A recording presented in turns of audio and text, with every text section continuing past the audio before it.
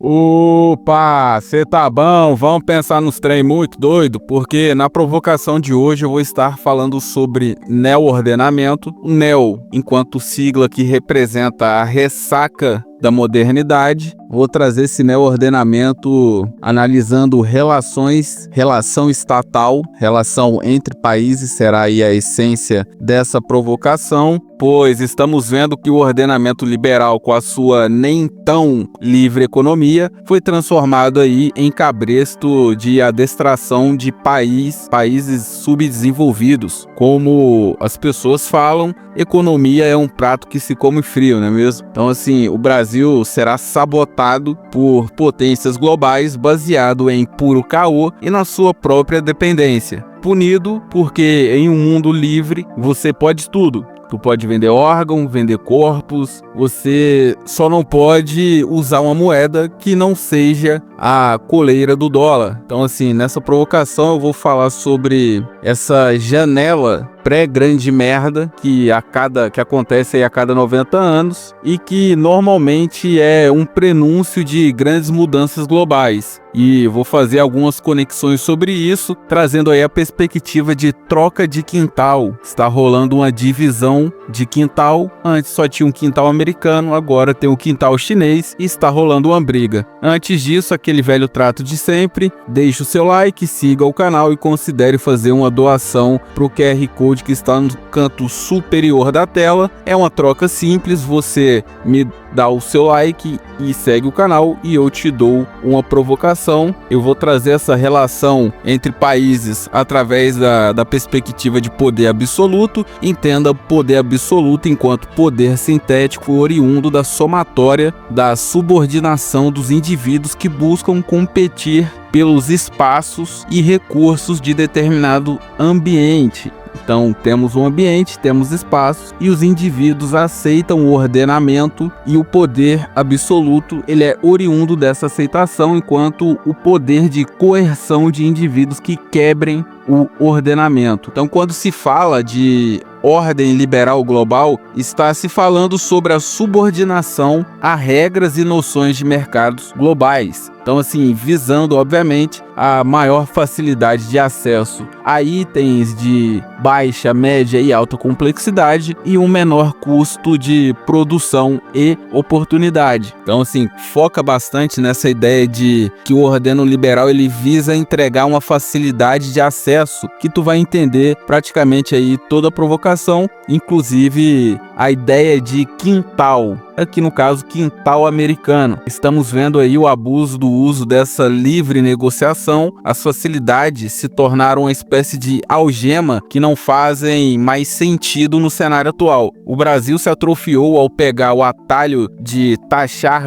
mercadorias estrangeiras, ao invés de deixar a produção nacional produzir e gerar toda essa arrecadação livremente. E ele tomou essa decisão de boicotar a própria indústria se baseando nas literaturas socialistas e liberalistas. O socialismo, que visa obviamente aí a quebra e controle da classe média, e o liberalismo, que não consegue compreender que o Brasil ele sempre começará atrasado e que não dá para tu competir e simplesmente liberar a compra e venda de empresas brasileiras para grupos do exterior. O sistema liberal é uma espécie de armadilha dos jogos mortais. Você será mutilado de algum jeito. É impossível se livrar sem se machucar. O problema é que esse jogo mortal ocorre mensalmente. O dólar é uma espécie de algema desse jogo. Se você quer acessar o mundo livre, terá que se prender a uma moeda manipulada claramente e obviamente manipulada. O termo quintal pode ser visto geograficamente ou talvez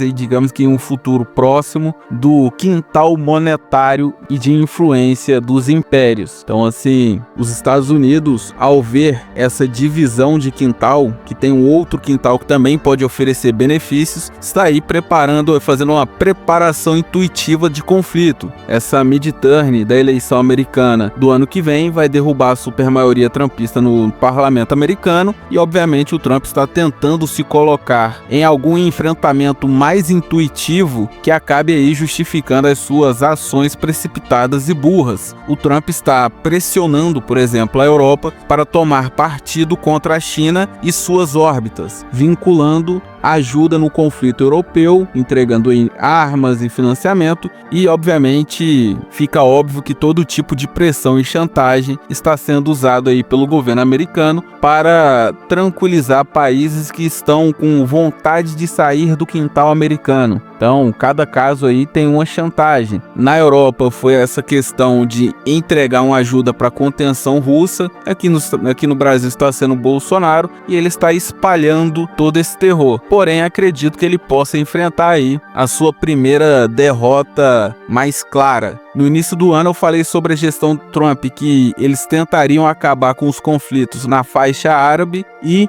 na Europa. Depois viria para a América do Sul com 2 fracassos óbvios, tentando aí usar a América do Sul para limpar a imagem do governo que teria fracassado internacionalmente. O Brasil pode ser o primeiro país a falar dane-se para o Trump e não aceitar essa loucura que ele está propondo, aumentando a taxa e ferrando o próprio mercado. A queda diante de uma órbita para os americanos seria uma espécie de humilhação, não só para os americanos, como para o atual presidente americano. Pode até ser que eu esteja viajando bastante, mas acredito que seria um golpe que abalaria a imagem do Laranjão internamente e geopoliticamente, acelerando a criação da polaridade desses quintais. Então, assim, pode parecer um pouco exagerado, mas para mim nós já estamos numa espécie de aquecimento de Guerra Fria. Estamos vendo aí de novo digamos assim, quase um ápice da rivalidade entre 2 impérios. E sim, como já tinha dito antes, o mundo está em uma Guerra Fria, cada lado usando a sua posição na hierarquia global de maneira predatória. Também não vou livrar a China dessa caçada predatorial. Toda a miragem liberal está sendo usada para gerar pressão nas regiões mais neutras, na tentativa aí de construir um cerco e sufocamento econômico no outro império. Então, a China está tentando pegar as estruturas de produção para tirar e encarecer as demandas americanas, e os Estados Unidos estão tentando boicotar o seu mercado interno, que ainda gera um grande retorno de dólar, enfraquecendo a moeda dos outros países. Então, assim, o Brasil se manter obediente a todo esse cenário bagunçado, a toda essa ordem, ao meu ver é uma loucura sem tamanho, pois os 2 impérios impõem essa ordem e basicamente só eles vêm lucrando com essa ordem. Então, assim, a janela de oportunidade do Brasil saltar dessa ordem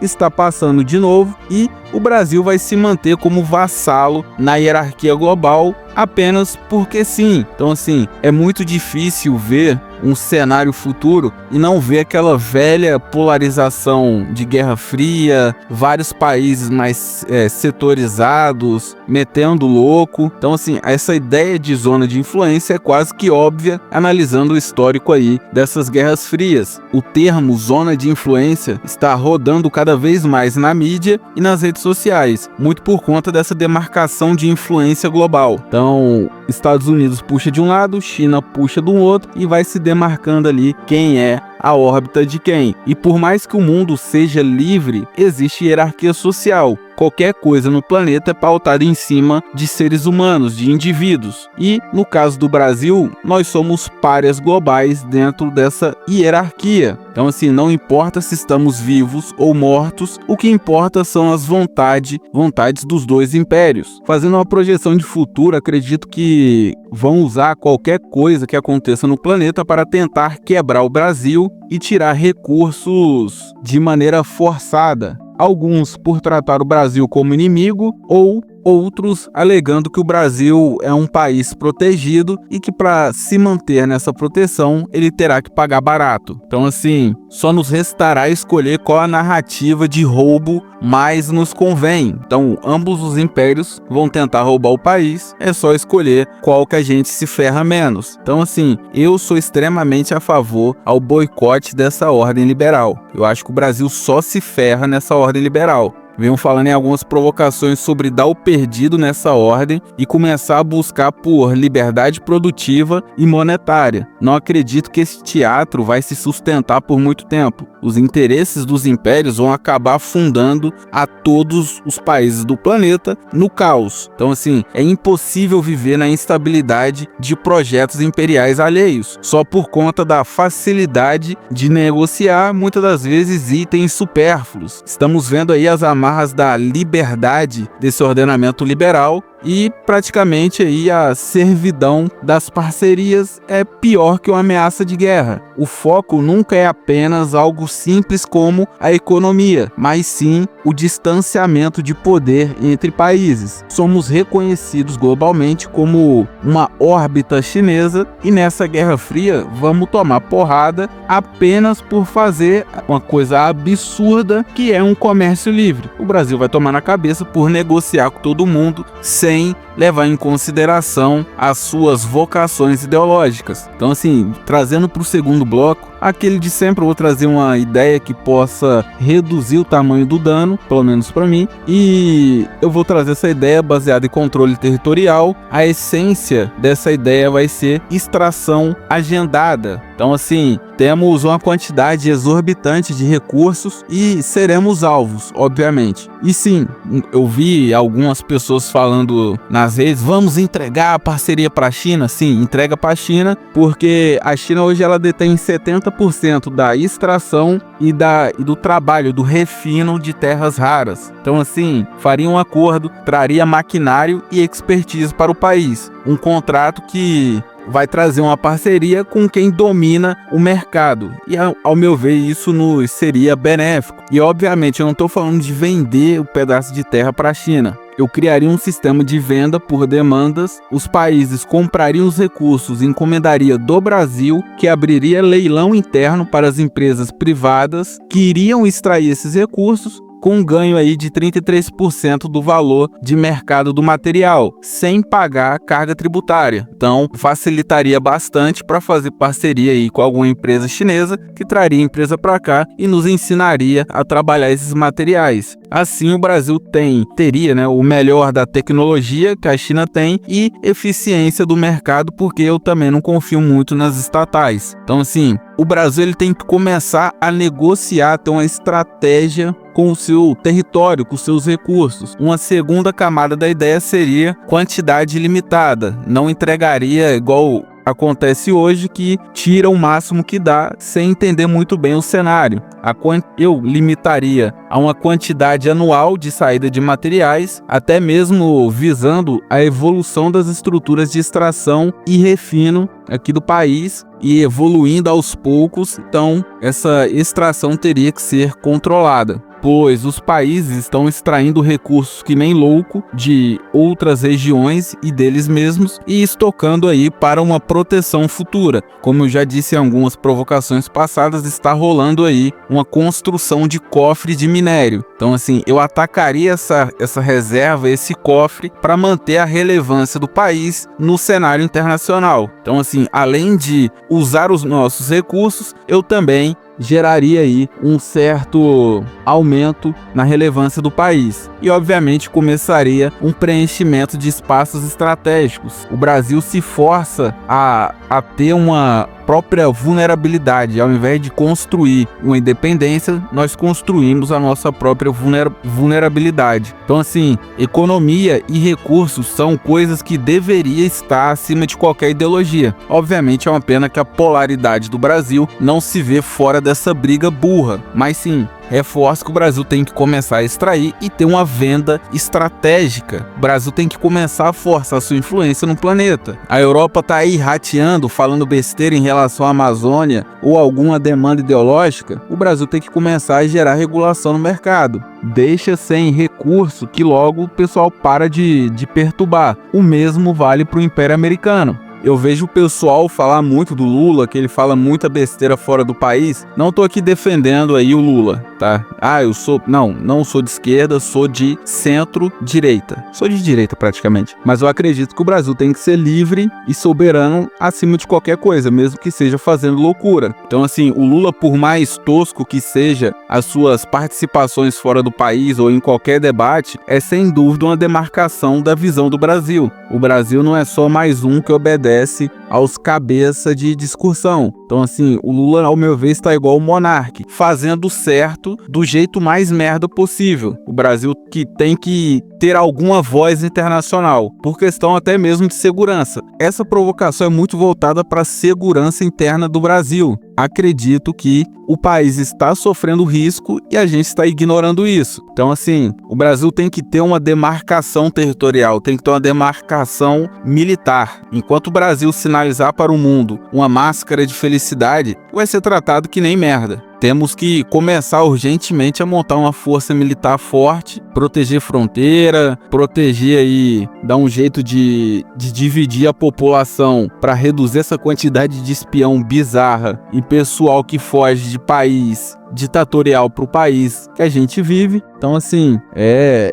um lema essa demarcação militar, porque se a gente não correr como a Europa está correndo para montar um exército, nós vamos nos ferrar. Historicamente, toda vez que uma guerra fria se instaurou, chegou perto do pico, os países começaram a fazer incursões em territórios alheios para levar paz e prosperidade. Essa animosidade cresce, eles aumentam o seu exército e, para não manter o exército à toa, eles começam a fazer ataques a outros territórios. Então assim, o Brasil tem que se preparar para isso, senão estamos ferrados. E o Brasil é um alvo óbvio. O Brasil tem as chaves do futuro. O Brasil vai ter que fazer o que o Trump está fazendo e dar o perdido em ONG e ramificação da ONU. O Brasil vai ter que focar apenas nos seus interesses e demandas evolutivas da sua extração e manufatura. A América do Sul, ao meu ver, tem as 3 principais chaves para o futuro, que são aí as terras raras, recursos raros, energia para inteligência artificial e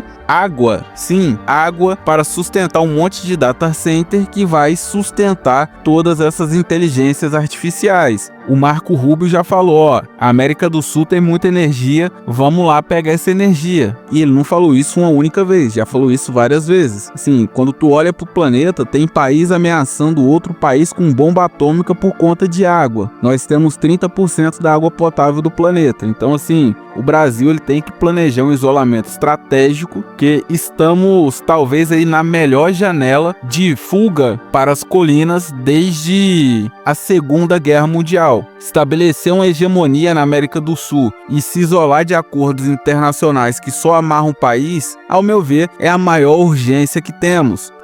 E sem se preocupar muito com essas flertadas do Trump, porque a inflação americana está começando a ficar muito evidente, está começando a escalonar rapidamente, e a bolha e o gatilho que eles usavam antes, talvez não dê para fazer, porque o presidente do Fed, que lá é o banco central deles, tem o perfil de recolher dinheiro do mercado ao invés de injetar mais impressão no mercado. Então assim, o Trump cagou tudo o que ele tentou fazer. É só esperar aí o resultado sem muito estresse. Não haverá ataque militar, então assim, meio que tá suave. Enquanto o laranjão não cai e para de perturbar aqui o Brasil, acredito que já ir se isolando é a melhor opção. Então, para finalizar, moral da história, estamos vendo aí a história ser feita na nossa cara, um ordenamento global está definhando e dando aí os seus últimos suspiros pré-morte, algo que acontece a cada 90, 100 anos. Então, deixa muito óbvio aí todas as relações com o império que a gente tem,